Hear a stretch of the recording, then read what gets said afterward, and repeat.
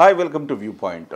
Bharatiya Janata party Vizianagaram MP వ్యవహారంలో తర్జన భర్జనలు పడుతోంది. చివరికి ఒకరి పేరు ఖరారు చేసినట్టుగా తెలుస్తోంది. ఎందుకంటే భారతీయ జనతా పార్టీ విశాఖపట్నం అడిగితే విశాఖపట్నం బదులుగా విజయనగరం తెలుగుదేశం పార్టీ ఇవ్వడం జరిగింది. తెలుగుదేశం పార్టీ అక్కడ బలమైన అభ్యర్థిలో ఒక 3-4 పేర్లు తెలుగుదేశం పార్టీ లిస్టులో ఉన్నాయి. ఒకటి కళా వెంకట్రావు, 2 అశోక్ గజపతిరాజు, 3 గేదెల శ్రీనుబాబు. అయితే కళా వెంకట్రావుకి అశోక్ గజపతిరాజు పెద్దగా ఆసక్తిగా లేడు అనేది మనకు వస్తున్న సమాచారం. అలాగే కళా వెంకట్రావు కూడా ఆయనకి వయసు రీత్యా కూడా ఎంపీగా ఆయన పోటీ చేయడం పట్ల ఆసక్తిగా లేడని తెలుస్తోంది. దీంతో ఇక ఉంటే తెలుగుదేశం పార్టీ గేదెల శ్రీనుబాబు ఆప్షన్ ఉన్నారు. ఇప్పుడు బీజేపీకి ఆ సీట్ ఇవ్వటం వల్ల బీజేపీలో ఒక 6 పోటీ పడుతున్నారు. బీజేపీలో పోటీ పడే అభ్యర్థుల పేర్లు ఒకసారి చూద్దాం మనము. బీజేపీ రాష్ట్ర ప్రధాన కార్యదర్శి సాగి విశ్వనాథరాజు, మాజీ MLC PVN Madhav, BJP Vizianagaram జిల్లా అధ్యక్షులు నడికుదుటి ఈశ్వర్రావు, బీజేపీ రాష్ట్ర మాజీ కోశాధికారి పాకలపాటి సన్యాసరాజు, అలాగే పల్సర్ సీఈఓ గేదెల శ్రీనుబాబు. ఈ 6 టికెట్ రేసులో ఉన్నారు. ఈ 6లో ఎవరికి ఇవ్వాలనే తర్జన భర్జన తర్వాత ఫైనల్ గా విజయనగరం బరిలో గేదెల శ్రీనుబాబును ఉంచాలని బీజేపీ నిర్ణయించినట్టుగా చెప్తున్నారు.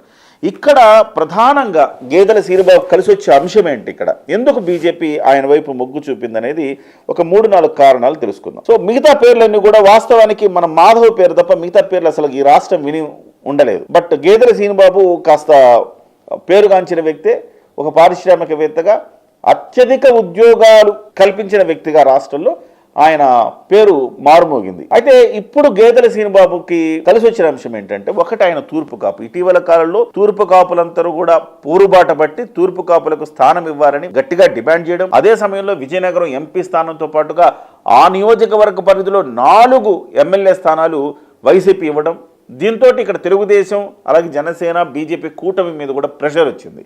ఎవరో ఒకళ్ళు అక్కడ ఇవ్వాలి. ఆ రకంగా చూస్తే తూర్పు కాపు అనే అంశం ప్రధానంగా ఆయన కలిసి వచ్చింది. రెండవది, ఆయన 3 పార్టీలకు ఆమోదయోగ్యుడైన వ్యక్తి. ఇప్పుడు బీజేపీ నుంచి ఒక వ్యక్తి నిలబడితే ఆయనకు ఓటు ట్రాన్స్ఫర్ అవ్వాలి. జీవీఎల్ నరసింహారావు ఉదాహరణకు ఆయన నిలబడ్డాడు అనుకుందాం, ఆయనకు ఓటు ట్రాన్స్ఫర్ అవుద్దా? అవ్వనే అవ్వదు. తెలుగుదేశం పార్టీ ఓటు జీవీఎల్ నరసింహారావుకి పడనే పడదు. పోనీ సోము వీర్రాజు నిలబడ్డాడు, ఆయనకు పడుతుందా?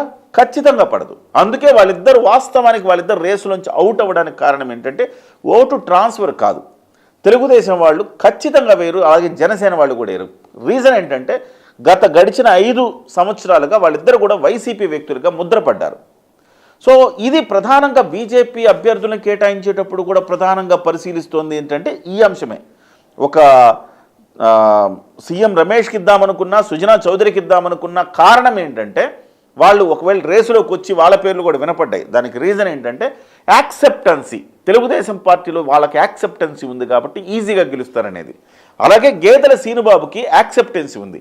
ఎవరికీ లేని యాక్సెప్టెన్సీ గేదెల శ్రీనుబాబుకి ఉంది. ఎందుకంటే సుజనా చౌదరి పట్ల జనసేన వాళ్ళకి సానుభూతి ఉండదు, సీఎం రమేష్ పట్ల సానుభూతి ఉండదు, అలాగే వీళ్ళిద్దరు జీవీఎల్లో లేదా సోము వీర్రాజు పట్ల కూడా ఉండదు.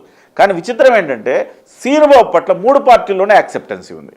ఎందుకంటే జనసేన ఉత్తరాంధ్ర ఇన్ఛార్జిగా పనిచేశారు గేదెల శ్రీనుబాబు. ఆ రకంగా పవన్ కళ్యాణ్కి సన్నిహితుడు కావడం, జనసేన పార్టీలో కొంతకాలం పనిచేయడం, ఆల్మోస్ట్ విశాఖపట్నం ఎంపీగా కూడా ఆయన ఒక దశలో ఆయన పేరు కూడా ఖరారైన పరిస్థితి. సో ఆ స్థాయిలో ఆయన సంబంధాలు ఉన్నాయి కాబట్టి జనసేనలో యాక్సెప్టెన్సీ ఉంది. అదే సమయంలో తెలుగుదేశం పార్టీ ఆల్రెడీ ఆయన్ని అనుకున్నది. తెలుగుదేశం పార్టీ ఒకవేళ వీళ్ళిద్దరు కాకపోతే తెలుగుదేశం కనుక విజయనగరం సీట్ వస్తే గేదెల శ్రీనుబాబే అభ్యర్థి. ఆ రకంగా తెలుగుదేశం పార్టీ నుంచి యాక్సెప్టెన్స్ ఉంది. ఇప్పుడు జాతీయ స్థాయిలో మంచి సంబంధాలు ఉన్న వ్యక్తి కాబట్టి ఆ రకంగా బీజేపీ కూడా యాక్సెప్టెన్స్ ఉంది. ఇది ప్రధానంగా గేదెల శ్రీనుబాబుకి ప్లస్ అయింది అని చెప్పాలి. ఒకటి, ఆయన కులం తూర్పు కాపు అవ్వడం, అక్కడ కూటమి తూర్పు కాపులకు ఖచ్చితంగా ఇవ్వాల్సి రావటం. 2, 3 పార్టీల యాక్సెప్టెన్స్ ఉండడం. 3వ అంశం, అవసరమైతే ఎంతైనా ఖర్చు పెట్టుకోగలిగిన సామర్థ్యం, ఆ స్థాయి గేదెల శ్రీనుబాబుకు ఉండటం అనేది 3వ కారణం.